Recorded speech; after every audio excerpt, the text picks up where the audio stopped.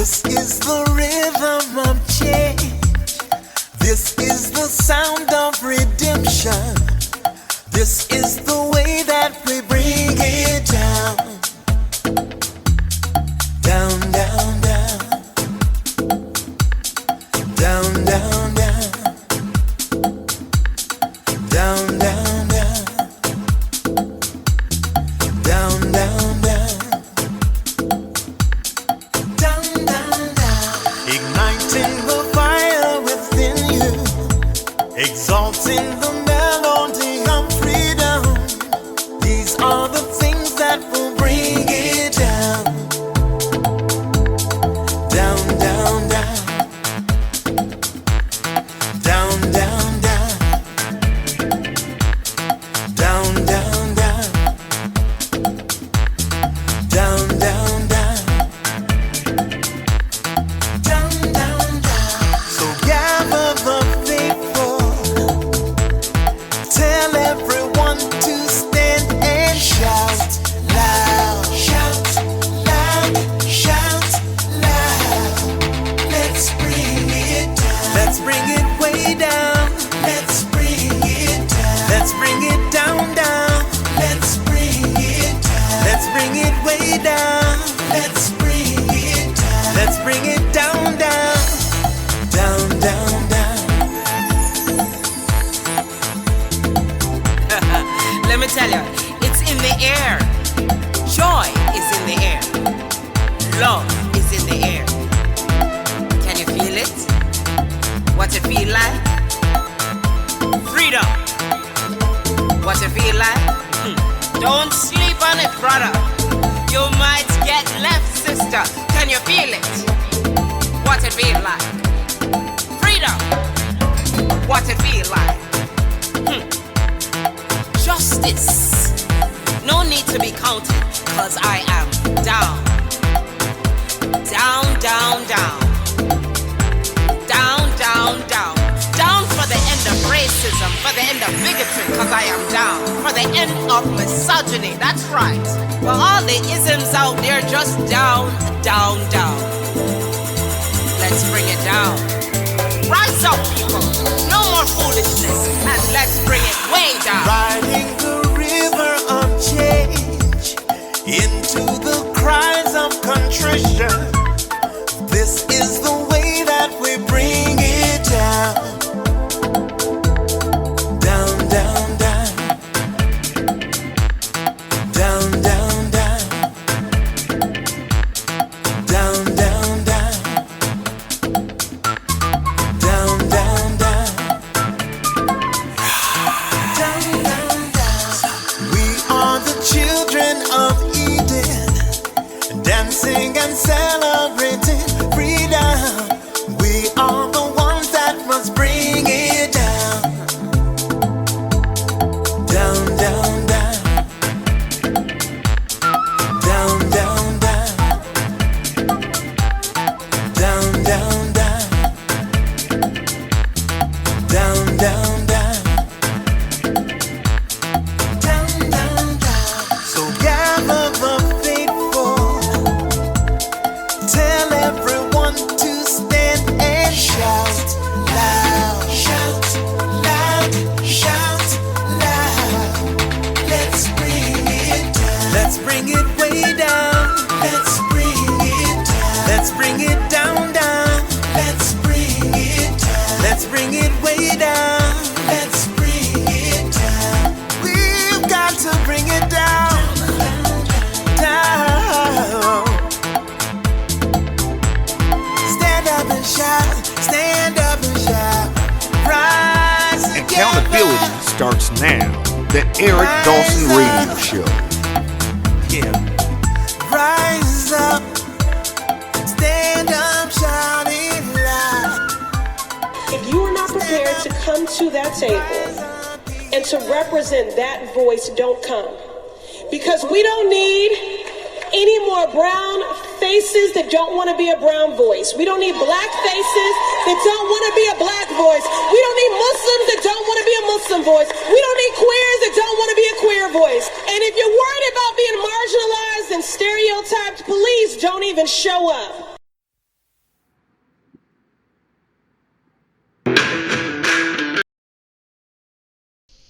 Guys, welcome to the Eric Dawson Radio Show. I'm sorry I'm late.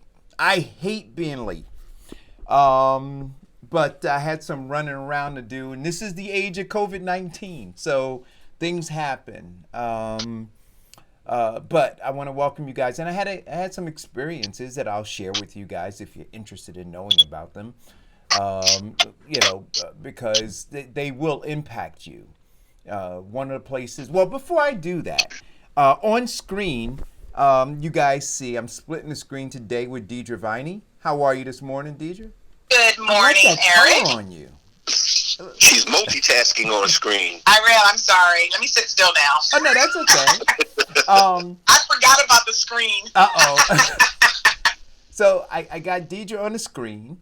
I've got Vincent on the phone, and Diane Elmurray Clements will be calling in at some point.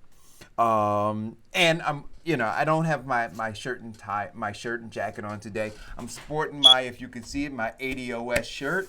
And I want to talk a little bit about that later on today too, because I had some great information come to me yesterday regarding it. But the reason I'm late is I had to go to Restaurant Depot and I had to go to Walmart. So I was dressed up like Bane from the Dark Knight Rises, right? I think that was the movie, right? That with Bane. So I don't know if you've seen my mask. Have you seen it, Deidre? No, I have not. I got one of those 3M masks, right, with the ventilator, with the respirators on the sides, right, and then I have my dark sunglasses on that wrap all the way around, and I have my hat on, and I go in there looking ominous, and folks are staring at me, and it was what it was, but I was like, yo, back up. you know 6 feet. Back, 6 feet. No, more. I want more than 6 feet. I want more than 6 feet.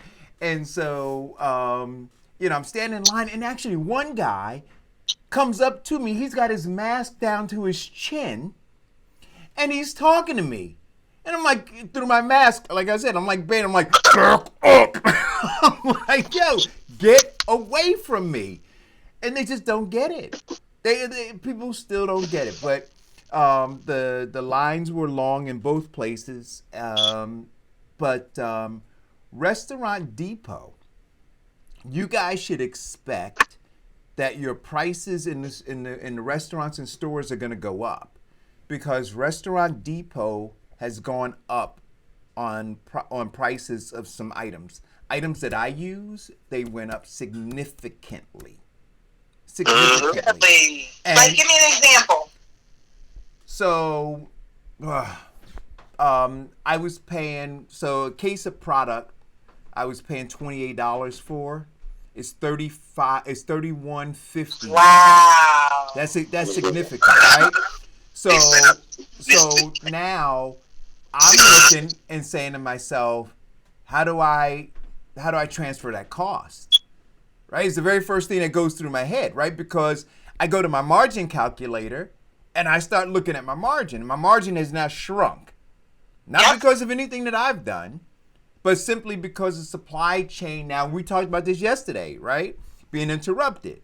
And so as a result of that interruption, the price has gone up for me. And so now I have to have conversations with my customers and say, hey, listen, how do we resolve this? Because I got to pass something on to them. And now they will make a decision because I wholesale to them. Right? And then they retail it to you. And so now they're going to have to make some decision about whether they're going to absorb that cost, right? Or whether they're going to pass that cost on to you. And that's how it goes. But in the age of COVID-19, I entitled this show Be Prepared. And I think we could talk about a whole bunch of preparedness. But this is one thing, guys, that you're going to have to be prepared for. That the cost of things are going to go up. We saw PPEs, right? They were gouging. And why were they gouging? Because the demand exceeded the supply. And when you have that imbalance, what you wind up with, and yeah, they shouldn't have price gouged. And well, you know what? And I won't even talk about that. Why shouldn't they price gouge? if you guys are set on being in a capitalistic based economy, why shouldn't I, if I've got all the PPEs, right? Why shouldn't I be able to charge what I want to charge? Why should somebody be able to step in and say, no, that's price gouging? Why shouldn't I be able to charge whatever the market is going to bear? And if I'm the only one that has them, True. then the market is what I set it as. See, you can't have it both ways. We have to make some decisions about what we want, right? You know, but everybody was screaming and hollering about, oh, price gouging. I saw the pictures up there. Oh, they're price gouging with the water. Oh, they're price gouging with the gloves. Oh, they're price gouging with this and the other. Well, if you want it bad enough, you're going to pay for it. And shouldn't it be that way? Or who determines it? Yeah, so Eric, did you see that because of coronavirus and it affecting a lot of our meat production, that they're now saying that the meat supply is about to go down, and they're trying to have people not panic and go out and buy all the chicken and the beef and everything up, because then that's going to leave less for everybody else.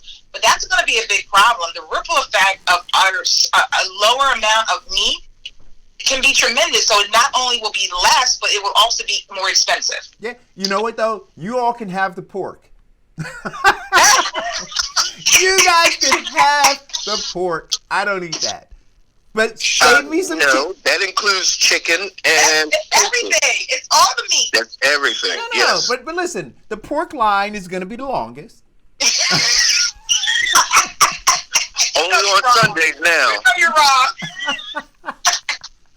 Hey, listen, save me some chicken. Well, not too much. Hey, Deirdre, I told you, right, that I'm getting a chicken coop.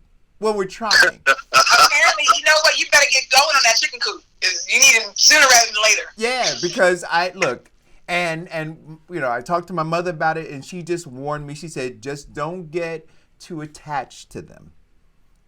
She said, you can't look at them like pets. You gotta look at them for what they are. Yeah, because you gotta. Yeah, I got you. So it's so funny. Because you can't name them. You can't do any. You can't do any of those things. You got to keep that distance, that emotional distance, because when that moment of truth comes, when you got to head out to that to that backyard, You can't kill your best friend. you can't kill your best friend, man. No, you can't. So anyway, so be prepared, guys. The prices are gonna go up. How you guys are gonna deal with them, I'm not sure, but I hope you're ready for it. It's gonna happen. Well, let's look at the last inflation we had, and the reason was the OPEC nations decided to raise their price of oil, crude oil per barrel, which then started the airline saying that we're going to raise our prices and we're going to charge you for luggage, which then everybody else said, well, our supply chain has went up, so we have to go up and pass the increase on to the consumer, which led to gas going up to over, close to $3 a gallon. Yeah. Yep. What is it now? Gas is like $1. It's like $1.70. Last I looked. Yeah. $1.63 down here. Listen, $1.63, and you know why it's $1.63, guys? Because they can't get rid of it. Supply and demand. That's right. They can't get rid of it. They got it. They got to store it. They got to do all these things, so they can't get rid of it. So they lower the price so that you can consume it, right? But then as soon as you start consuming it, they're going to go back up on the price again. We're in the age of social distancing. There's no driving to taking the kids to the soccer classes, and there is no driving to work. There is just simply staying home and going to the market. Now, you know what? And I'm sure this young lady is going to be commenting to me. Somebody told me, they said, Eric, you should just stop corresponding with her on Facebook because she's cray-cray. I won't mention her name, but anyway, she put up a post today, and I think she tries to antagonize me. Speaking of social distancing, she said, listen, 99% of people who contract COVID-19 or coronavirus, they recover without a vaccine. 99% of people who contract the flu recover without a vaccine. 99% of. So she put all these statistics out there, right? I didn't want to argue the statistics. See, I'm beyond that, right? Because not gonna get there. What she then said was completely irresponsible. She said, "So I go out and live my life. I live my best life. I don't wear a mask. I don't wear gloves. I go everywhere I want to go." So the only places I can't go are to the movie theaters because they close those. I can't go to the restaurants and sit down because they don't allow you to do that. Well, firstly, I got to say that I don't believe everything she says because you can't shop, right? Because they won't let you in the stores without a mask and gloves. So that's when like I started to, but anyway, I said to her, you walking around without a mask and without gloves is less about you if you decide that you want to, play Russian roulette with your life. That's cool. But I said it is selfish for you to do it because you have people who live on this planet who fall in those major risk categories.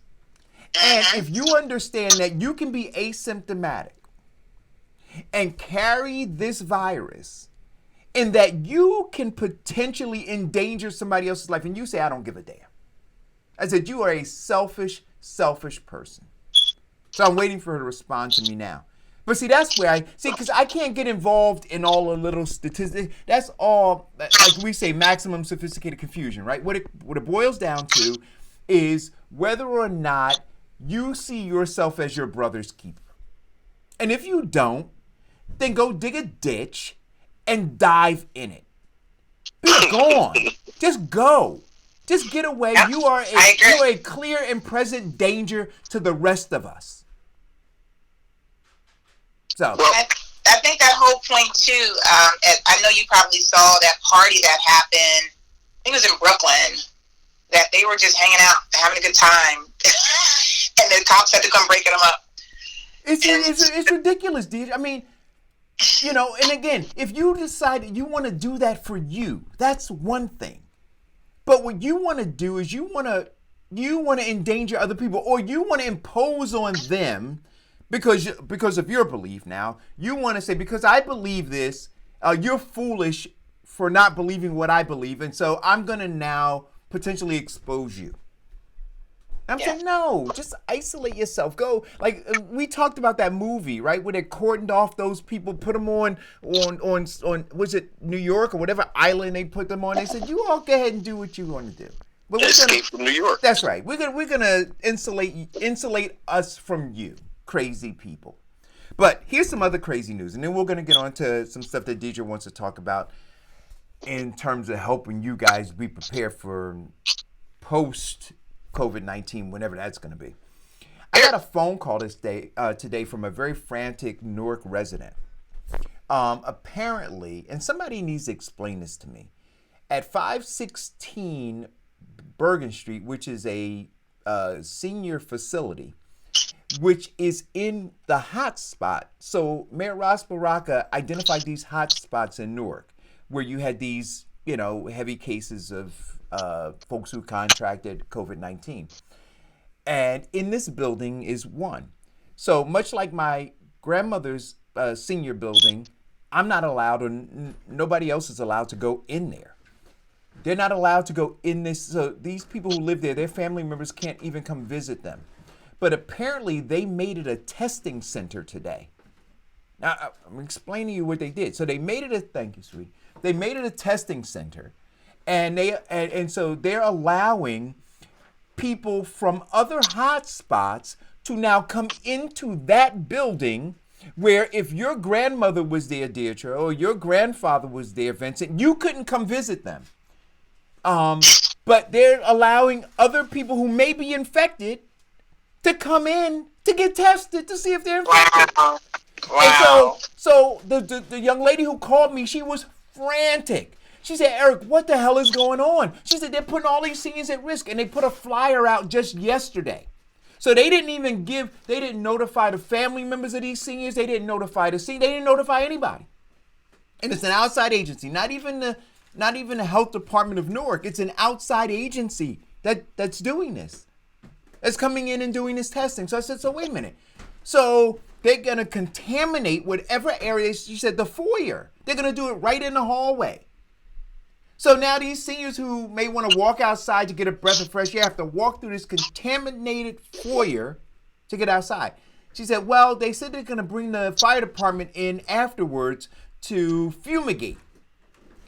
I said, so they recognize now, so understand, so now they're going to try to mitigate the harm that they now know they're going to potentially cause by bringing people from other hotspots into what they themselves identified as a hotspot. What's going on in Newark, guys?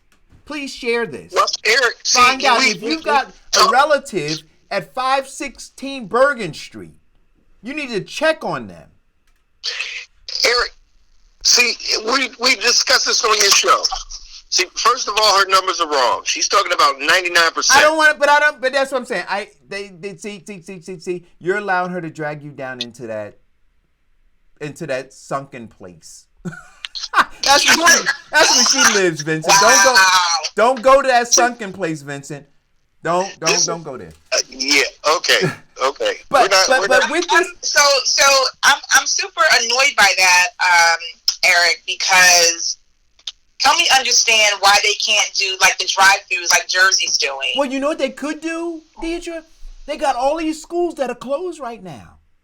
Bingo. They could pick a school. They could pick any school. They could pick a rec center that's closed now. There are a lot of facilities that they could use. Not one where you have senior citizens who fall within one of the highest risk categories. What the hell is wrong with you guys in Newark? Are you kidding me? But you know what? Here is the deal. You all elected these people and put them in charge of the lives of your relatives. And they've been failing and failing and failing and failing. And now, they're putting lives at risk with stupid decisions that they're making. That they're going to go into 516, and it may be over now. It started at 9 o'clock this morning. And if I wasn't doing a show, I'd have gone down there. I tried to make some phone calls to the mayor's office. Got none of them returned. Now, they got personal issues with me because I hold them accountable. But we should be able to rise above whatever petty personal issue you have with me to try to save some lives. Absolutely. Unbelievable. Unbelievable, guys. So all of those seniors, what I would tell you all, if you have family members there, you should call them. I don't even know what to tell you to if they could just stay in their houses, because they say that the virus lives on hard surfaces for 72 hours, right? So if they could stay in for 3 days, because I don't even trust that the fire department is going to do an adequate job. I wouldn't trust anybody. Tell them to stay in the house. The virus stays in the air for 30 minutes. So now you got literally. So based on what you just said, so now you got, dozens of people coming into a foyer to be tested, right? So now you got the virus floating around, and they're touching stuff. Unbelievable. Please hit the share button, guys. This is crazy. And I want to know, where are they doing this anywhere else? How are they handling it in Orange, East Orange, Irvington? How are they handling it in Camden, Vincent? Camden County is shut down, brother. And the police are there to enforce. They distance everything. They don't let anybody go to any particular area except for where it's open. And they get serviced from their car. Someone will come out to your car, and that's it. That is totally it. All majority of non-essential medical procedures are shut down and closed. So, buildings are empty, vacant. I mean, you can go from one end of Camden County to the other end as fast as you want to. Wow. So Camden County is completely shut down. In fact, we're coming into our apex now. As New York, you guys did like a couple of weeks ago. So, they're expecting, to, if the distance remains, we can, get it well contained. They have, and this is what they should do. We've got a great deal of police detectives who are doing, who they can do to check on their distance tracking. I mean, their social media tracking. I mean, their social life tracking. Their downline of who they've been in contact with. They should do that because they're saying they don't have enough people to do it. We still haven't gotten the computers out to the kids, and we're only talking a few, maybe 5 more weeks of school. It's yeah. Oh my goodness. It is. How are these kids learning down there then? What are they doing? Well, the main thing that they use in a majority of schools in Camden County is Google Classroom. Okay. So that's you need computers to get on Google Classroom. Correct. And what a lot of people don't understand is that if you have a smart TV, you can get on Google Classroom. But they're saying, "Oh, we don't have computers," and then when you get them computers, well, we don't have internet service. So that's huge. Yes. So, we've been going through the gamut of blame shifting, or saying, the social divide or the technology divide is huge in impoverished neighborhoods, which a majority of it is just bullcrap. And a lot of people are just basically lazy and do not want to do that effort to see that their children graduate. My wife has gotten to the point now where she can't contact the mothers, to tell them about their children and the need for their children to do their schoolwork. She has to contact their grandmothers. Wow. I mean, it's horrible what people are going through this virus situation. And, the intellectual laziness and the ability to want everybody to do things for them. I mean, once again, this virus is just exposing that. They've already been this way. But I think the inequities you're mentioning, if I don't have a computer at home or I don't have a Wi-Fi, I don't know if you've ever tried to do anything on your smart TV, but it's not efficient for you to do anything more than pull up Netflix and choose and point and click. It's not made to do a whole assignment typing. So I think getting back to the point of, do they have the proper equipment, is huge. Do they have the proper equipment? No, because they do not consider. A lot of people in poverty have the mindset that proper equipment to better your child's future is not a necessity. But they got the latest Apple. Yeah. We're talking about a $3,000 phone, but you can't buy a $400 computer and a $30 a month Wi-Fi service. True. Cut it out. Yeah. True. So listen, I put on the bottom third. I don't know if you can see it, DJ. I see. See Thank that? you, Eric. See that? Very nice. So, You're stepping it up a notch. Hey, listen, I'm trying. Look, we run a top-notch program here. So, Deidre, owner of Express Pros in Jersey City, guys, she's got opportunities in terms of being prepared, right? She's got opportunities. But, well, first I want you to talk a little bit about that. And then I got some questions to ask you, because I was listening to Governor Cuomo yesterday, and he was talking about how on buses and subways and all kinds of things, how this virus is all over the place. And I'm just trying to figure out, like, in the midst of, people trying to get employment, trying to work at places, I still don't understand how that's going to happen. I mean, Vincent talked yesterday about how Amazon is having problems, maybe it was Mike Spruill who called in and said Amazon in their warehouse. And then we talked about Tyson in their warehouse, right? People contracted it. I mean, how's it going to work? Yeah, so I think that, go ahead, Vincent, sorry. How it's going to work is that these large corporations are going to have to get past their greed and start doing things that, if they want to keep their places open, they have to do things, they have to put some things in place. The virus screen, or actually the plexiglass. distance. In fact, GM has created a social distance watch. So anybody gets within 7 feet of another person, it tracks who it is. It gives them an alert that someone's getting in their area. And they take that data in case anybody gets sick or turns up positive again. They now have a human account of who they have been next to in that warehouse. And these are the people who are making these new ventilators that they're supposed to be pushing out. You know what they should do?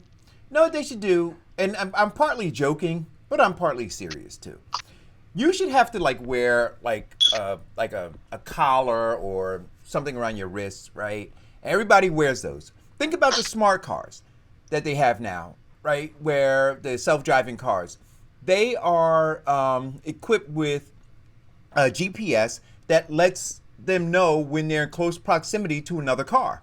And so it'll stop automatically, right? It'll do whatever. You should get some sort of an electrical jolt when you get within 6 feet of somebody else, right? So in a warehouse, everybody should have to put these on. They have that already, and it's called dog collars. Well, then you know what? Then we should put them on humans. I mean, because I would have loved it on the person who tried to come in my space earlier. Back the hell up. No, we should put them on. We should put them on those little that cray person that you talk to, and every time she comes near you, you just zap her dumb behind.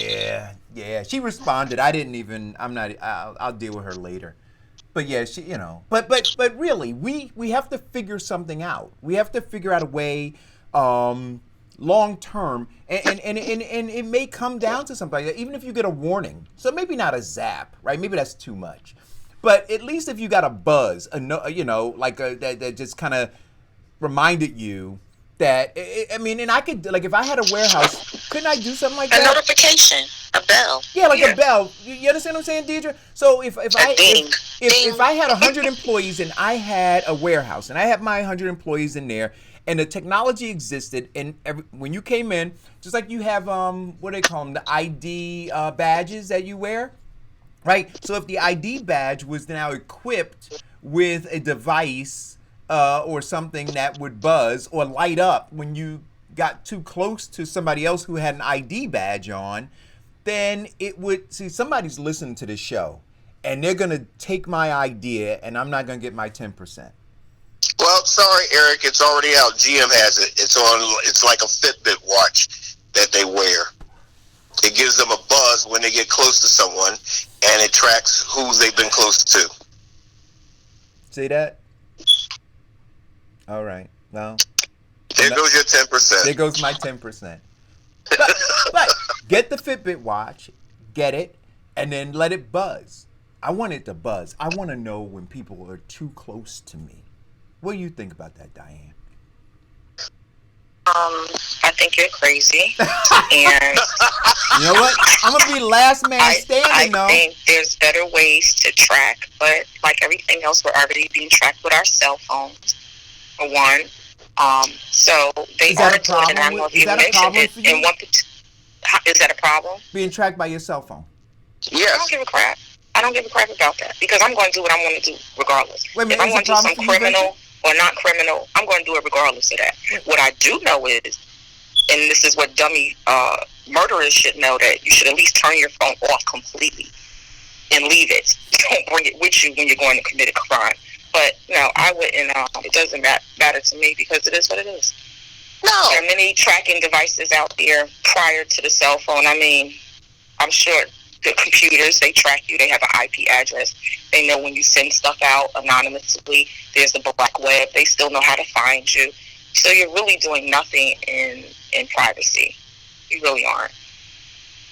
Why does it bother you, Vincent, that, I mean, if we understand that we live in a world where we're going to have more pandemics, and the only way to slow or stop the spread will be for people to comply, right, with whatever the guidelines are.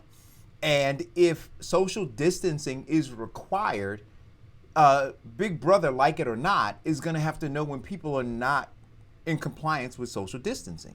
so that they can look at those areas and identify them as being hotspots. Now, I'm not necessarily saying that people should parachute into those areas with AK-47s drawn and open fire on people with rubber bullets, but you can now know that in that area, see, because I would like to know that there are a bunch of fools over there misbehaving, right? Not complying. And so I would just stay clear of that area. Well, see, what bothers me is this. We know that we're in the age of a pandemic, and we get selfish individualism dumbass that says that, you know what, this social distance violates my constitutional rights, which it doesn't. And then they lie to everybody that says that only 99% He's going down that rabbit hole. You can't help yourself, can you? Well, but the thing is that it bothers me because, you know what, we are now going into draconian techniques to do things what people should just naturally want to do to sustain the lives of themselves and everyone else. But they want to be all about them. They want their 15 minutes of fame, and they're too dumb to turn off their phone because they're sitting up here taking videos of themselves walking around in public without masks. That's what bothers me. Yeah. Kill yourself. Save the rest of society the agony of going through this stuff. Yeah, I mean, I think that some people are just a waste of space. So Deidre, you had an event. I did. Want to tell us about it and how it went? Are you talking about my 10 tips event? Yes. Okay. Yeah. So I did a webinar on 10 tips you need to know now to find a job in the post-COVID world. We talked about two of them last week. In particular, we talked about updating your resume. We also talked about cleaning up your social media page. Those are two really critical things you can be doing now. But I want to talk about two more things in particular you could be doing now. One of those is a bunch of the boards that you probably already subscribe to, like ZipRecruiter or Career Builder or even Indeed. They actually have this thing called a job alert. So let's say you put in a position that you're looking for in the city that you want to work in or a surrounding area. You can actually get a job alert every single day in your email that says, hey, this particular company's hiring. They just posted this job yesterday. This particular company is hiring. So now you're being a little bit more proactive in your job search because these jobs are coming into your inbox every single day and you can choose to act on them. I have a lot question of times, for you. I know ZipRecruiter in particular, I think you can even apply right there. You can it's a click of the button because you've already updated your resume on these particular boards. So they know you. They have a history about what you're looking for. Right. I got a question for you though. When I was looking to get back in corporate, I was on Indeed and where else was I? I was on Indeed, and then I was working with some recruiters too. But I literally was filling out. I would get these notifications about these different opportunities that were in the mile radius that I put in, right? So it gives you parameters. Say, well, how far are you willing to drive? So I said, I'm willing to go 25 miles. So everything within a 25-mile radius, it was sending to me. In the line of work that I do. I literally, from Indeed, got zero in like a year that I was doing. Got zero responses. And now other places I got responses. I'll tell you this, I got my best job opportunities, believe it or not, from Craigslist. So two things I would say to that is, were you evaluating what your parameters were on a weekly basis or even daily basis? Because that sounds, are you saying people didn't respond to you or you didn't get any job alerts? No, I got job alerts. People didn't respond to me. Oh, okay. So that's a whole nother dynamic of talking about, because maybe you didn't have the skill set or the requirements they were looking for. Listen, maybe they got inundated with resumes. Never got a chance to get around everybody. Yeah, So I want you to finish because there are a lot of things to cover about looking for jobs, the whole job search thing. For me, because Deidre, I mean, my skill set is wide in terms of what I'm capable of doing within a very narrow space. So marketing, advertising is the space that I operate in, right? But I cover the gamut within there. From being I could be a production person, right? I could, I have photography skills, I have copywriting skills. So everything that's in advertising and marketing, I can do. I've been employed doing. But when you're looking for a job and you're trying to get it and you're not getting responses back, it could create not only anxiety but doubt, right? In you, in your ability, and rejection starts to set in, right? How do people deal with that? What should they do? So I'm gonna back up for a quick second. Go ahead. Because last week we talked about a well-crafted resume, and that's where it starts. If you do not have a well-crafted resume, you're going to be challenged from the door. If your resume, and it has to be more than you just looking at it. I encourage you to talk to some friends, talk to some people that are working now. Look at their resume. There's so many examples on the websites. There's so many free webinar classes going on now to help you update your resume. Because not to say that that's the end all be all, but that is a way that you're going to represent yourself to the world. And if your resume is not conveying to the world or these particular positions that you should be at least called for a phone screen, then that's where I would start. Secondly, after you look at that, make sure you are applying to jobs that really fit you.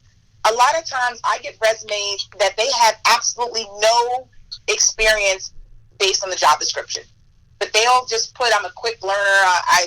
That's not going to work. You need to apply to jobs that fit you. And if you're doing those two things married together, there is absolutely no reason why an employer would not reach out to you. Now back to my tip.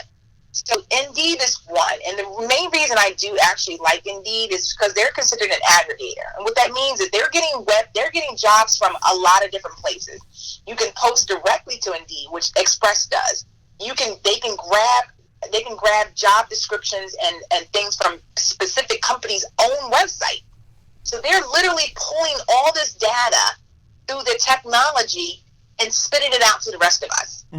So if you are putting in there, if you first of all put your resume on Indeed, after you, again, it all starts with a good resume. After you taken the time and did a really thorough resume and gotten a couple people to look at it, then once you put it onto Indeed, then the recruiters can find you as well as you looking for them, right? And so it has to be a two-way street. And then I also wouldn't stop at Indeed. If you're not getting the right kind of responses, even as robust as Indeed is, maybe your skill set is very different. In your example, Eric, it sounds to me that your skill set, when you were looking, was so specific to marketing and advertising. Those kind of individual companies might not even hang out on Indeed. They might be on a completely different board. Well, that's what I started to believe. Find out what that board is. That's what I started to believe. So,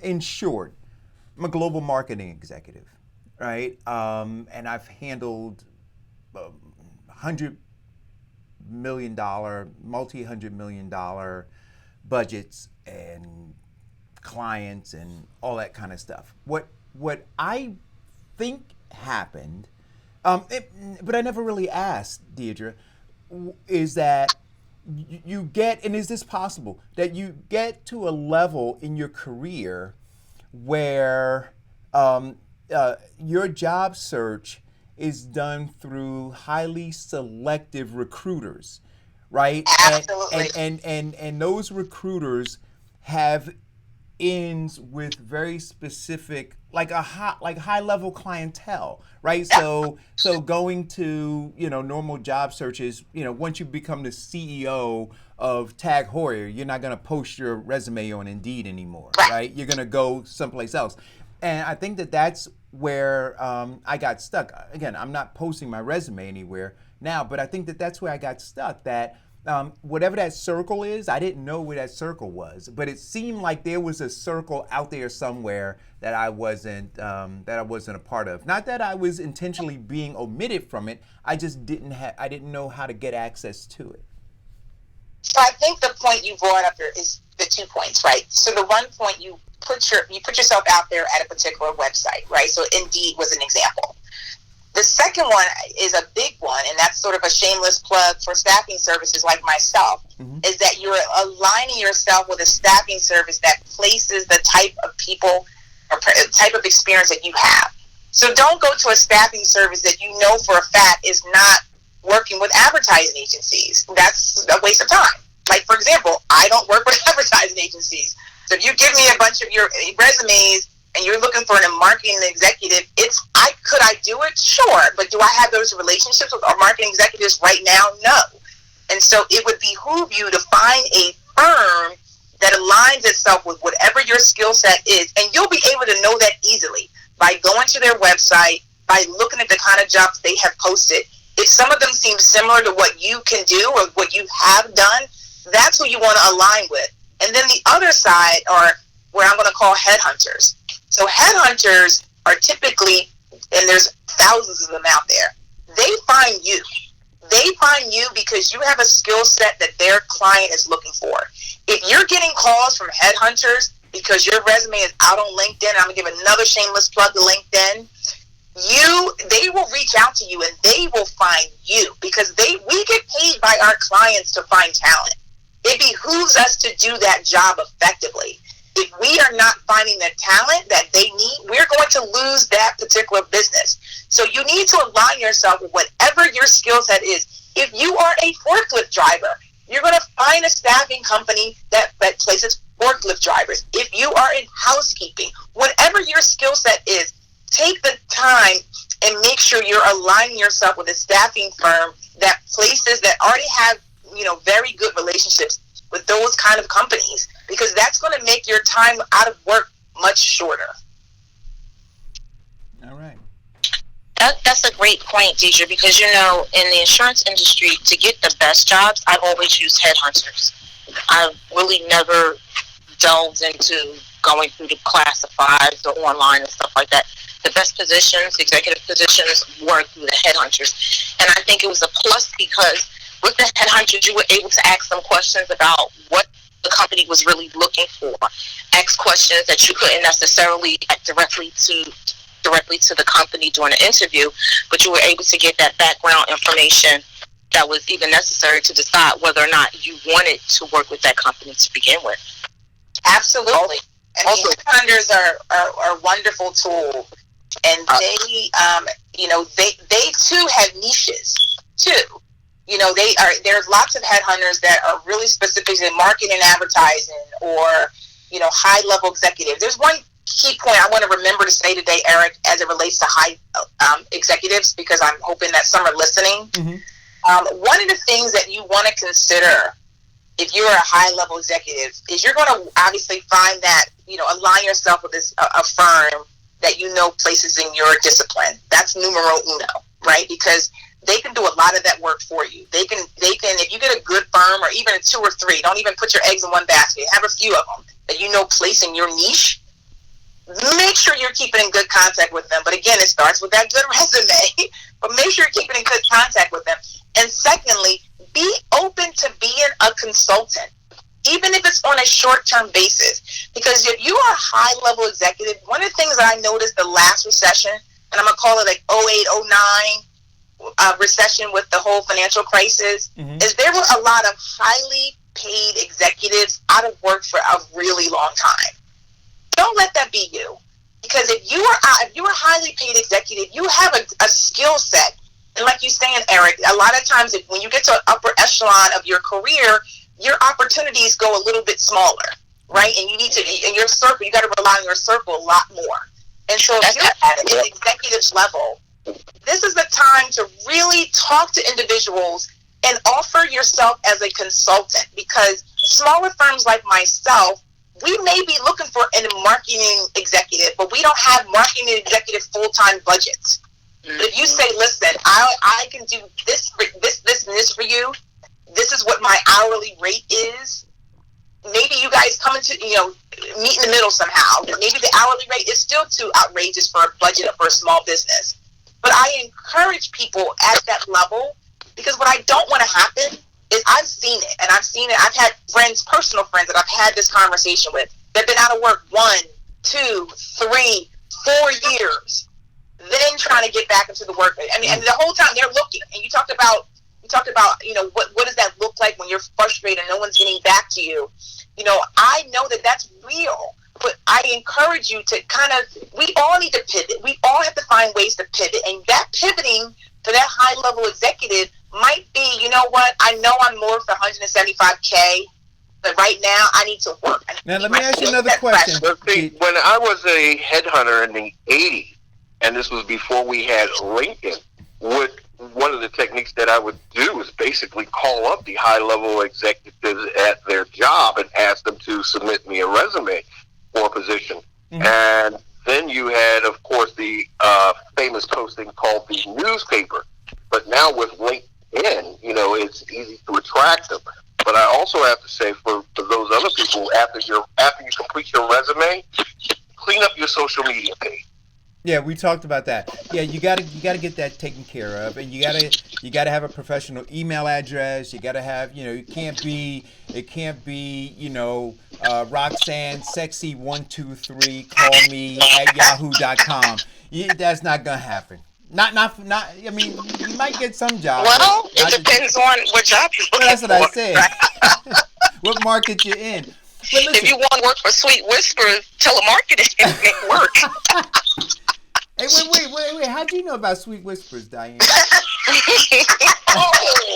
We'll talk about that on a commercial break. Anyway. You remember?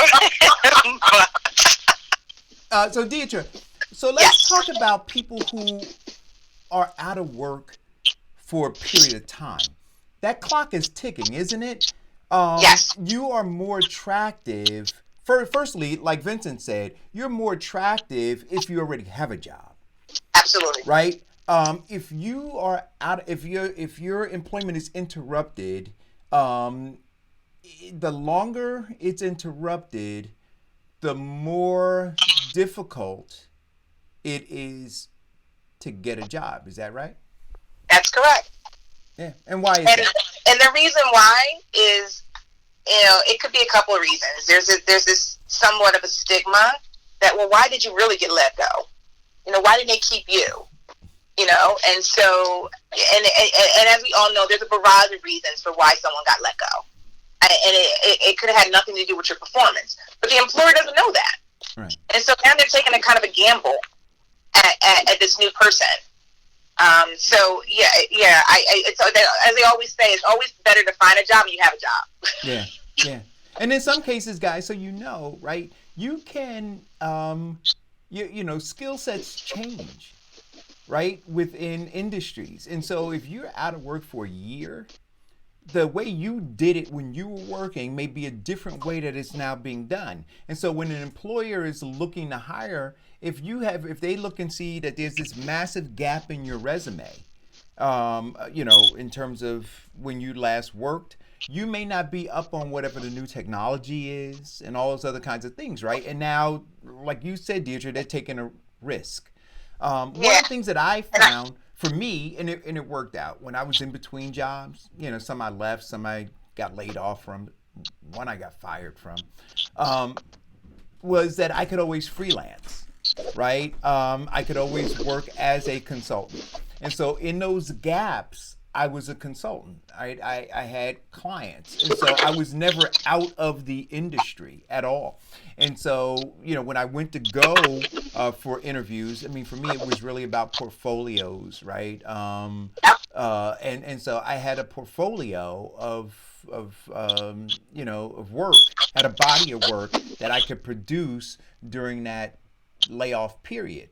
And then I was creative, and talk about this, the difference between being creative and being and lying, because there's a difference, right?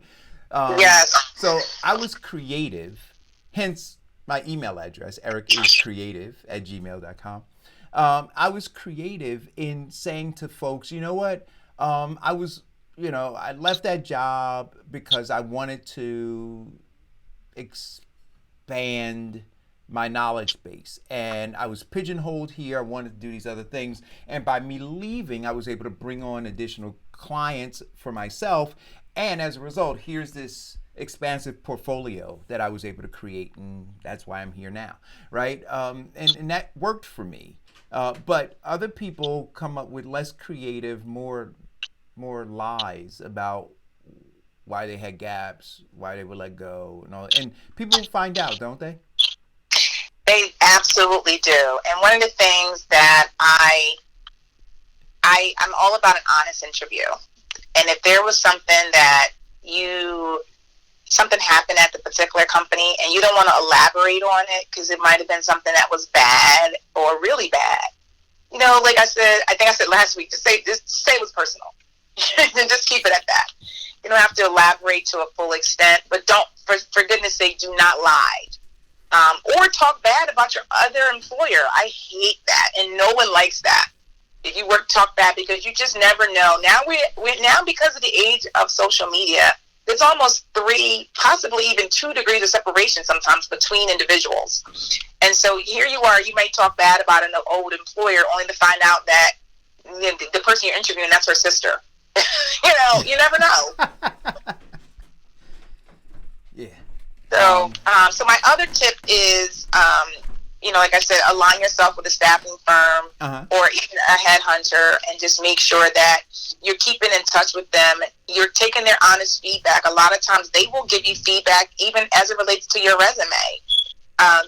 We don't typically, like I mentioned last time, I don't do resumes, and I think Diane had Diana on, and I love that she has, I have a resource now to call to forward, references to, referrals to, because we can critique you on a resume because we know what our client is looking for. Back to what Diane asked, she said that she can talk to the headhunter about specific things about the company that she doesn't feel comfortable asking the company directly. Mm-hmm. So now we're kind of like that middleman, right? And we can actually find out that information as it relates to sometimes benefits or sometimes work environment or sometimes it's a stay at home. Like right now, that's a huge hotbed question that's going to come up is how much are you going to be allowed to stay at home, or is it 100% work from home or not? Like how open are you to doing something like that? So there's going to be lots of different things that you can do if you actually are able to align yourself with the right kind of firm. But back to sort of that question or that comment you made earlier about companies not getting back to you. Unfortunately, staffing companies can be the same way. You can say, okay, I found a staffing company, or I found a headhunter, if you will, a professional recruiter, probably a better term. And I sent them their resume. They told me about these 2 opportunities, and now I didn't hear back from them. Yes, in a perfect world, a staffing firm or a professional recruiter will tell you, the client passed on you for whatever reason. But a lot of times it may not happen. They might not get back to you unless the client gets back to them. Mm-hmm. So I just encourage you to be patient, and that's why you're going to align yourself with more than one. Do not put all your eggs in one basket. Like they say about diversify your stocks, right. Diversify your contacts, diversify your staffing firms, your professional recruiters, because we all have different situations or companies that we deal with. And so Express has some clients, some of my competitors have other clients. You can align yourself. There's no harm, no foul by registering with more than one staffing firm. Now, what's the level of competition, though? Because some people might believe that, you have these staffing firms, they're all trying to fill that one position, and so they're competing against each other. Is that not true? That's not true. Not true at all. No, not true at all. We have different clients. Correct. And a lot of times our clients are working with us exclusively. Mm-hmm. So they only have 1 opening or 2 openings. There's no reason for them to call 5 agencies or even 2 agencies for 2 openings. We can easily fill those 2 openings, and so it's relationships too. If we know that we've sent them good quality people, there's no reason for them to go elsewhere. And the same with my competitors. If they get good people from there, stick with that one agency that's going to send you out. Yes, and if I could add to what you were saying, Deidre, not only diversify your resources in terms of a group of people who can get you positions, but you also have to learn to diversify your resume. There are certain companies that you qualify for the basics, but in diversifying your resume, you give a pinpoint to what your skill sets are that can help move their company forward. Now, Taking out a I few. agree, but here's the one problem I have with that for now is that you still, to a certain extent, it's a numbers game. So if you're going to put your resume out on, say, Indeed or ZipRecruiter or Career Builder, I recommend you're going to put that one strong resume. You can't have 5 different resumes for someone to find you. You need one. And Correct. you need to be specific for what you're looking for, right? Because, if you're sending a resume directly to a company because you're applying directly to an ad, I agree. Yes, you should tailor that resume to that particular job opening. Yes, 100%. That was my point. Your resume up on a board, you got to have one resume that speaks to many different opportunities. Right. Correct. And you know what? That actually happened to me, right? So I have, and I'm gonna send it to you just so, and we can use it as a case study if you'd like to. But I have this, it's a 2.5-page resume, right? Because it really lists a 27-year career, the last agencies that I was really dealing with were the Creative Group and Creative Circle, right? They manage a lot of the creative marketing kinds of space that I operate in. And what I would get from them after they had that larger resume that really spoke to executive management kind of stuff, they said, "Hey, Eric, those jobs, are really competitive. They're highly, highly competitive, and there are not that many of them, right?" They said, "But we have these other opportunities. But what I need you to do is I need you to now take your resume and I need you to tailor it to this specific thing, because if I send them this, they won't know what to do with it." Right? And that's a larger point too, is that staffing firms, I don't think people realize this, that a lot of times we do not have the final say. Our clients do. Right. Now, we are allowed to go through our database and we'll whittle it down to what I'm going to say our top 3. And we're going to send those top 3 to our clients. But we want it to be, just to your point, it's going to be tailored to exactly what they're looking for. Because at the end of the day, we don't make money until we make a placement. So if I tell Eric, fix your resume, this is how you should fix it. These are the steps. Send it back to me once you revise it, and then I will send it over to a client. It's because I want to put Eric and I want to put my firm in the best possible light for Eric to get an interview and for me to make a placement. So those are really key things that people need to pay attention to. When we're asking you to fix something, it's not because we want to just bother you and spend more extra time. It's a real reason behind that. Right. And people have to, when you are looking for a position, well, the one thing that you have to have is thick skin. You have to understand the difference between rejection and someone asking you to tweak this to give you the best possible chance of getting that position. And I think back to your thick skin example, in my tips I mentioned that looking for a job is a job. It requires diligence, just like you go to work every single day. It requires making a schedule. Maybe it's not 8 hours a day, but maybe it's 3 hours a day. It requires goals. Make a whiteboard wherever you're working to place your resumes. Maybe it's 10 resumes a day is your goal. And so you're going to look at these particular jobs that you know you qualify for. Because I can't tell you the number of times I talk to people and they'll say, "Oh, I sent 100 resumes out yesterday." That has to be very daunting, first of all. And 2, are they just sending it out to say they sent 100 out? Right. Are they sending them out because 100 are the ones that they qualify for and they have experience in? Because everyone can't say I can do everything. If we're in the age of it being high unemployment, you need to tell me what you're good at. You can't say I'm good at everything, because that's not going to cut it. You really have to be specific, and don't apply to 100 jobs if only 80 of them or 60 of them or even 10 are really, really what you can do and what you have done in the past. You gotta. I don't want people to spend their time and energy, because that has to be frustrating too. I send 100 resumes out because I just want to throw a bunch of resumes at the table and hope that something sticks. Well, that's certainly one approach. However, a more strategic approach might be, I'm going to send 10 resumes out every single day based on my skill set, based on companies I want to work for, and therefore at the end of the week, I know I sent out 50. Let's see what kind of information I'm getting. At the end of the week, if you're getting 0, maybe you need to go fine tune your resume. Maybe you got to look at those jobs you're applying for. Do you really qualify for them? Or it could be number 3, which is this batch is thick skin. The recruiters are so overwhelmed by the sheer volume of resumes that they're just simply not going to get back to everybody. Well, that is the other piece of it, isn't it? That I remember when I was a hiring manager, because one of the companies I worked for, I chose not to go through, well, for a couple of reasons. Budget mainly, right? Because like you said, recruiters get paid by the firm that hires them.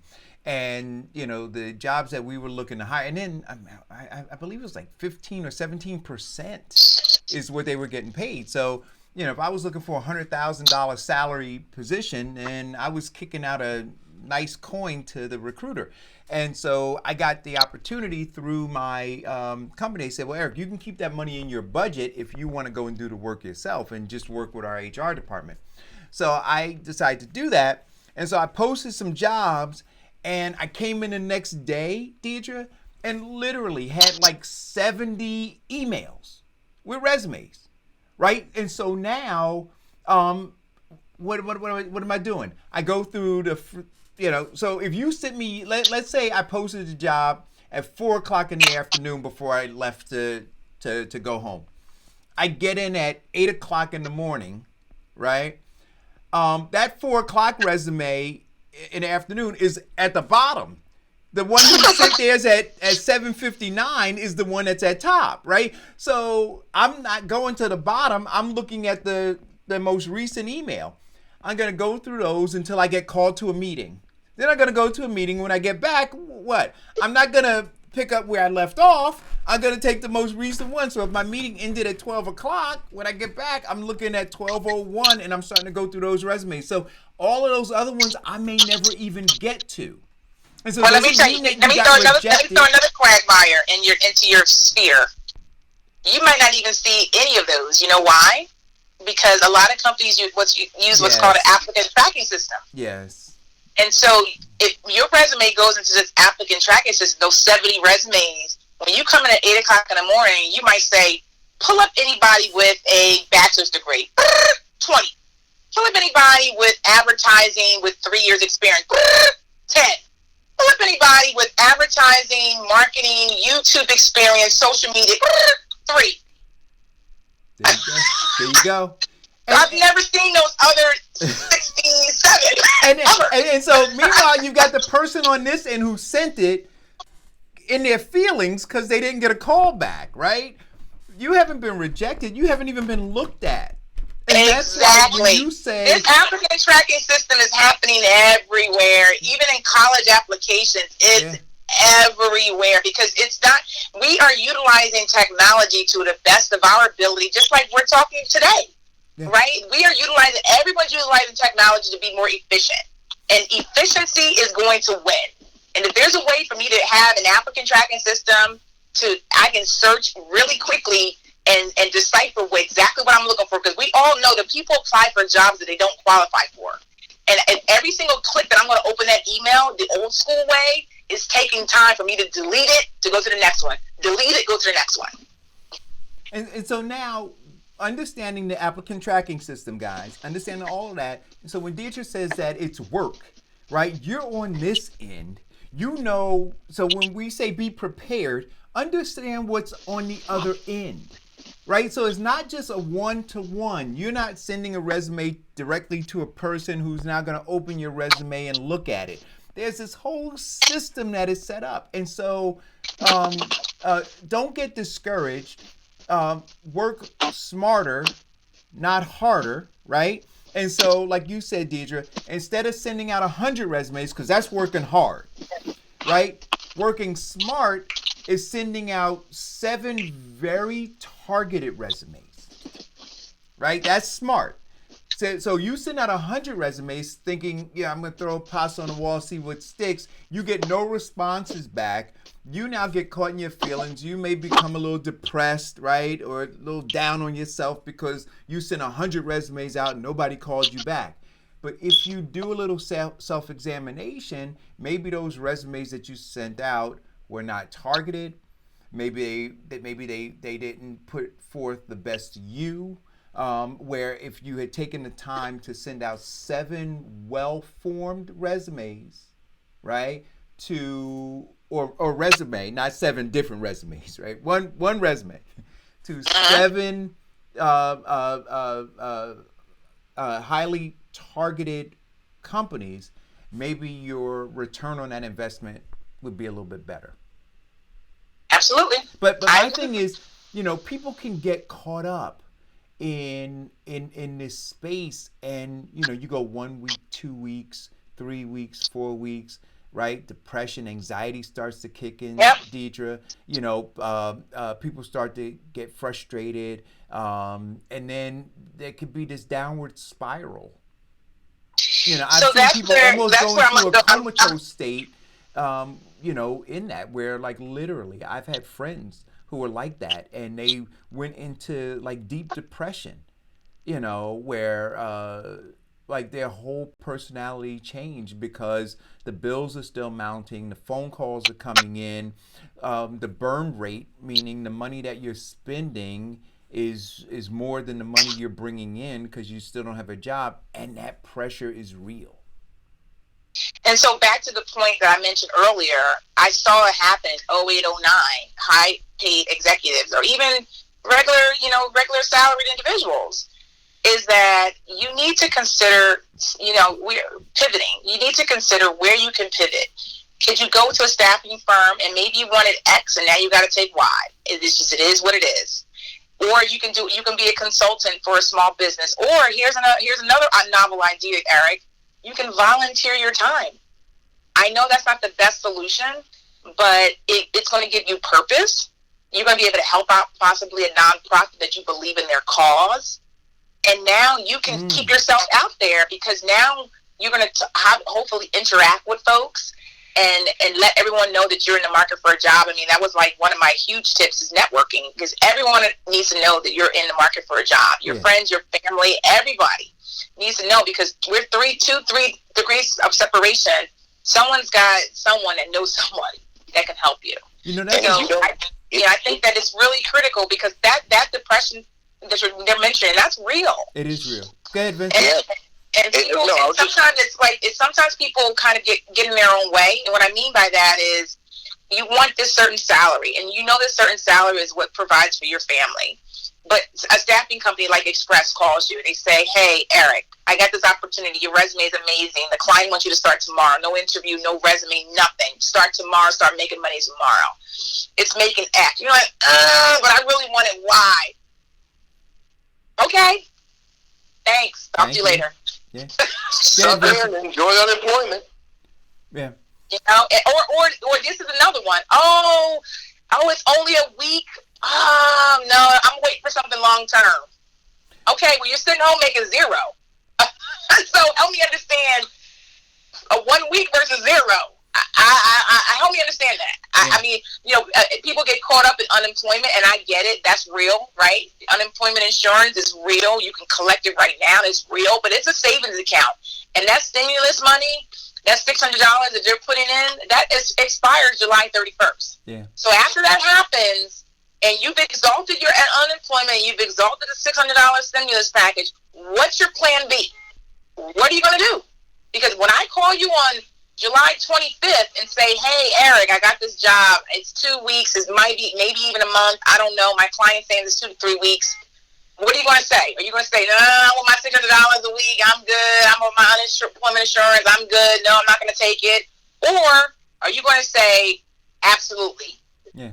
Can I start tomorrow? And here's great. I'll be there. here's another thing I wanna talk about. We got about 16 minutes, but this has been a great conversation. People need to stay in shape too, don't they, Deidre? So Oh, so now that we're in the age of COVID-19, folks are relaxing a little bit. They're sleeping in late. They're getting a little lazy mentally, right? And like you said, getting this whatever that $1,200 was or $600 unemployment checks or whatever, right? And they say, I'm gonna get back to to a job search later. I'm just gonna take a week or take 2 weeks off. Bad habits can form quickly, can't they? absolutely. And I think that working out is part of that mental health. And I'm not saying I'm taking my exercise class, because believe it or not, Eric, I used to take a 5 a.m. class every day, and I miss it dearly because I like to go places. I realize that I'm not the kind of person that likes to work out in my basement on a TV screen. I tried it the first week of COVID, and I quickly said it wasn't for me. But what worked for me was I got out. I mean, Jersey's weather has been terrible. It's been cold every day. But I put on my coat, my winter hat, winter gloves, winter scarf, like a crazy person because I hate cold. And I would just walk my neighborhood just because I wanted to get some exercise. And that's what works for me. I've seen people out running. I've seen people biking, and I've seen people on Facebook. They're all taking classes in their basement or in their living room. But you got to find out what works for you, because as they say, you need a strong mind, and strong mind goes with a strong body. And she's absolutely right. Exercise is one of the biggest is the key factor in changing your mental health and dealing with the rejection of job search and dealing with cabin fever in this COVID-19 world that we're in.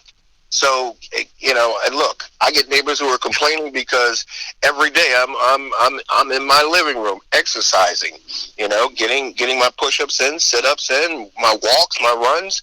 So it does keep you in a proper mindset of getting through something and accomplishing things like, being unemployed for a set period of time or being stuck in your house until a period in which you don't know.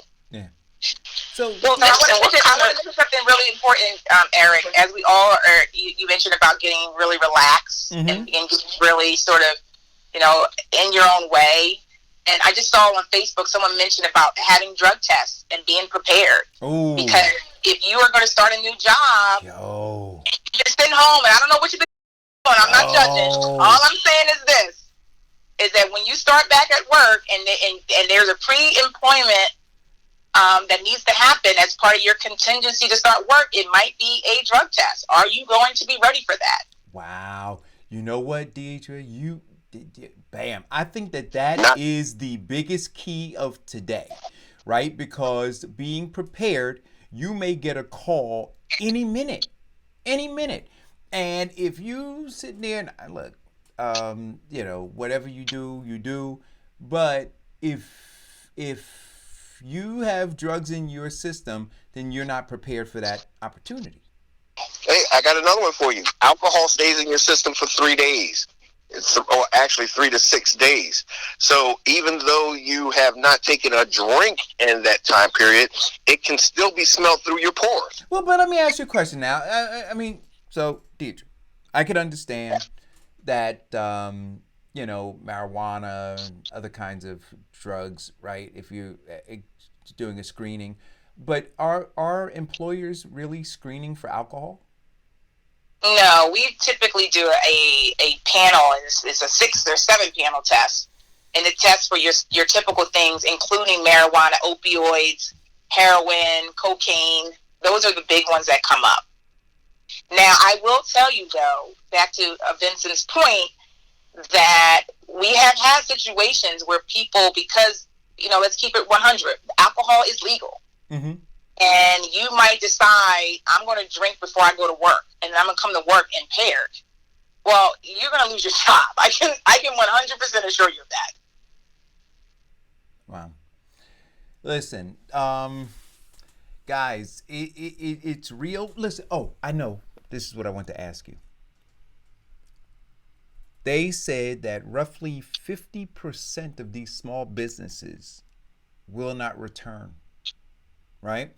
So for a business owner, or soon to be would be a former business owner, to now go into the job market looking to work for somebody, right? Because they've lost everything.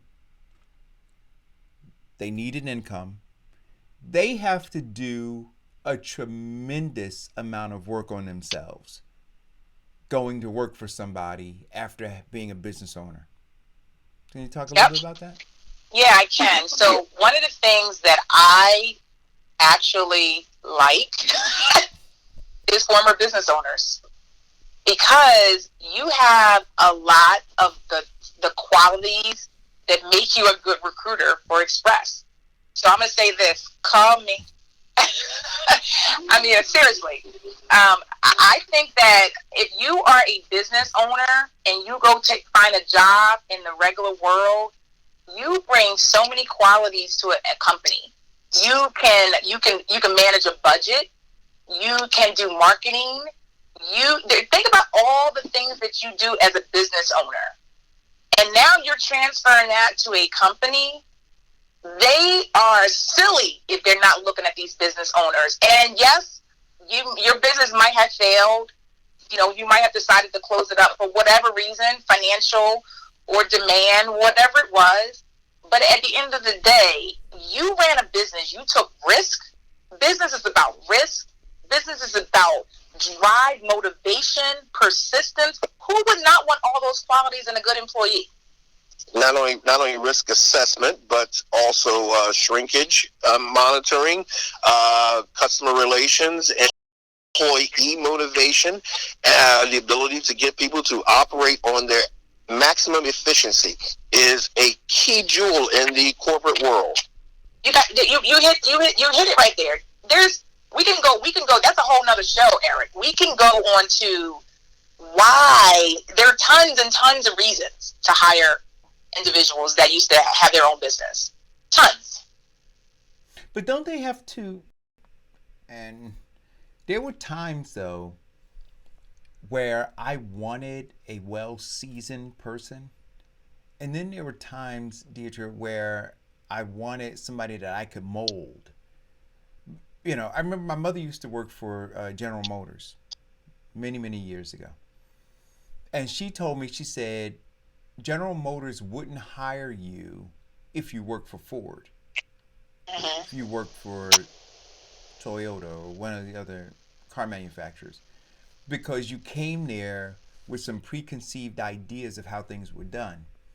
And General Motors wanted to, just like the Army, right? They wanted to strip you down. They wanted you to function the way they wanted you to function. They didn't want somebody who was coming and saying, well, this is how we did it at Ford, or this is how we did it at Toyota, or this is how we did it at Honda.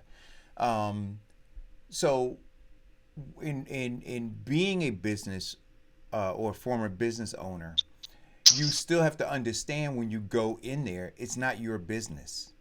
Right. They're hiring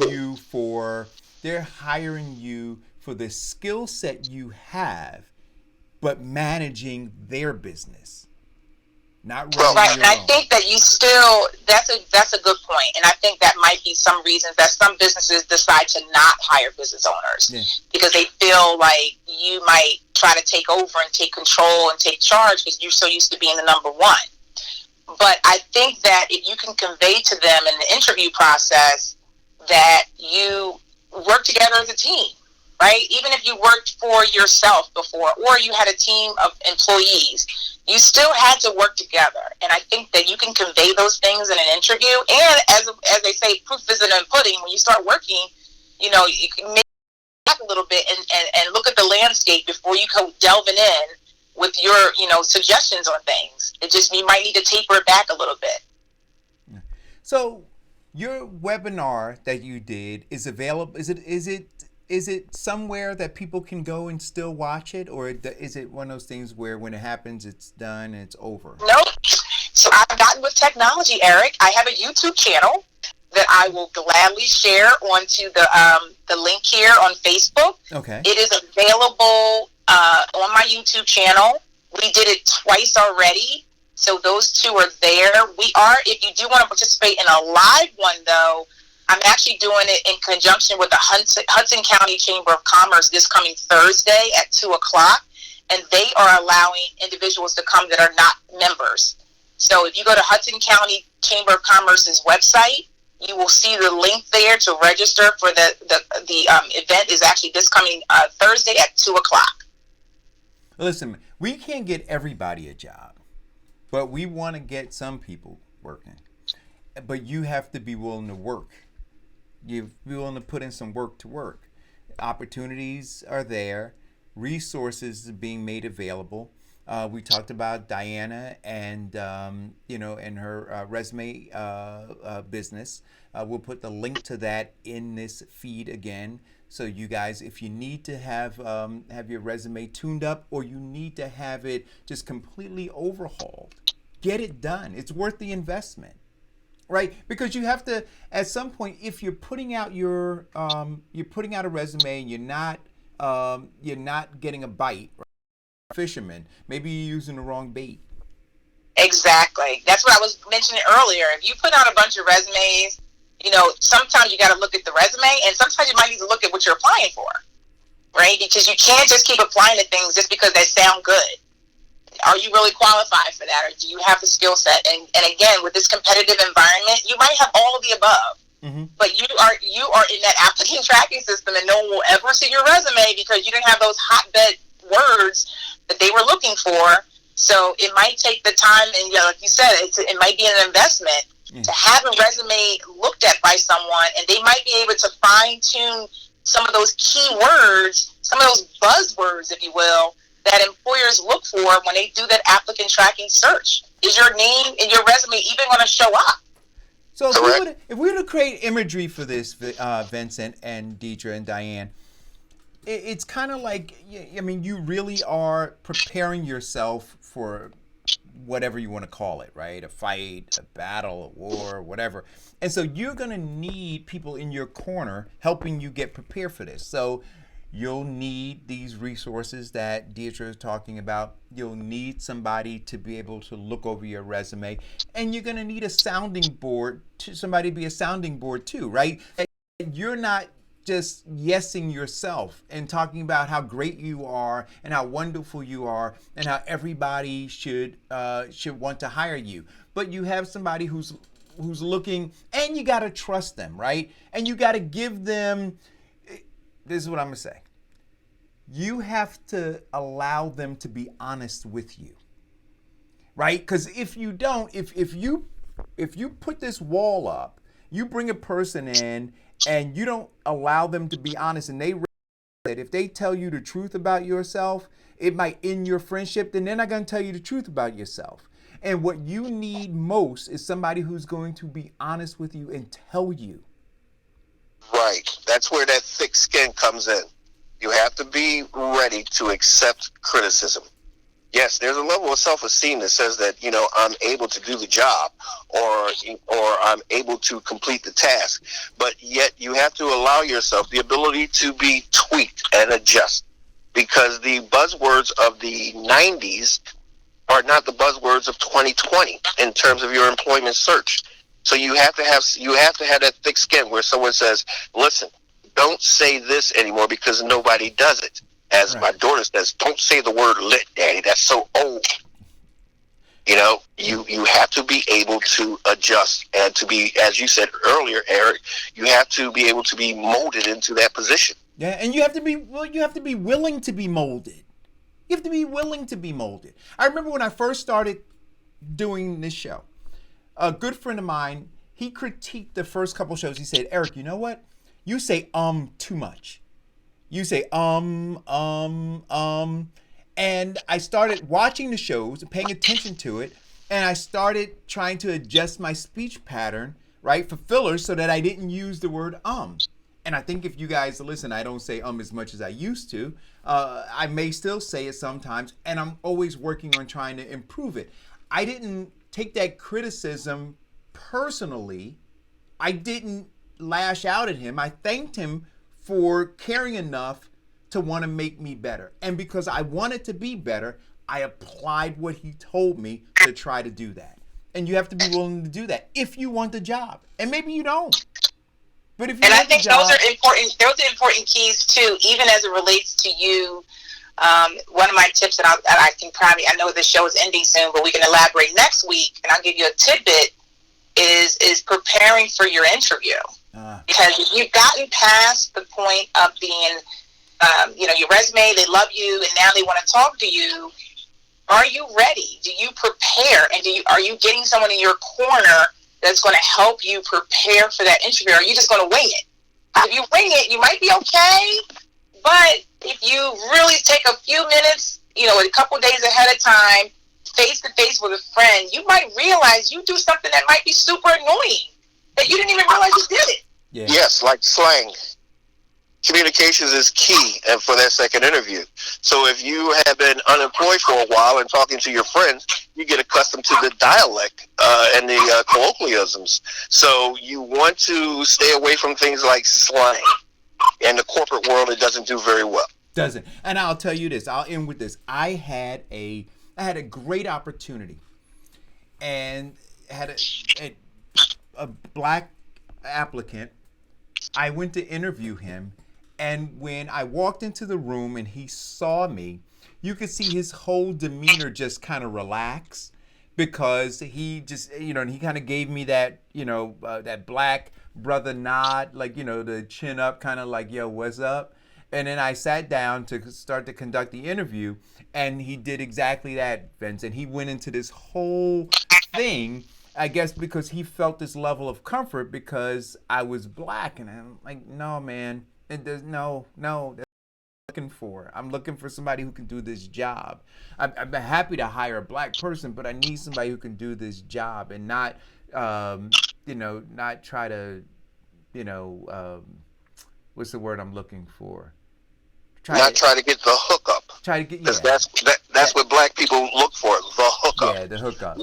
Yeah, white people network for connections. Black people network to get a hookup. So listen, what I want to do next week, if we can, Deidre, and we'll talk throughout the week, I would like to spend a lot of time talking about preparedness for job interviews, right? Oh, yes. I'd love to. And then if we can do a mock one, Yes. right? So I love that. And so we have to figure out how to do it so that I'm not really like, what I mean? Like, I don't want it to be canned. I don't want it to be orchestrated. So I don't know the best way to do that, but I have a lot of suggestions, because I do mock interviews, and so I would love to do that. All right. And you won't know any of the questions ahead of time. You will be on the hot seat. So all right, I'm down. Listen, this is gonna be, and it's gonna be live, guys.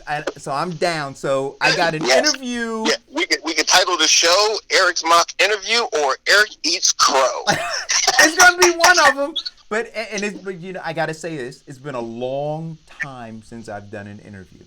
But I know now that I have an interview next Tuesday.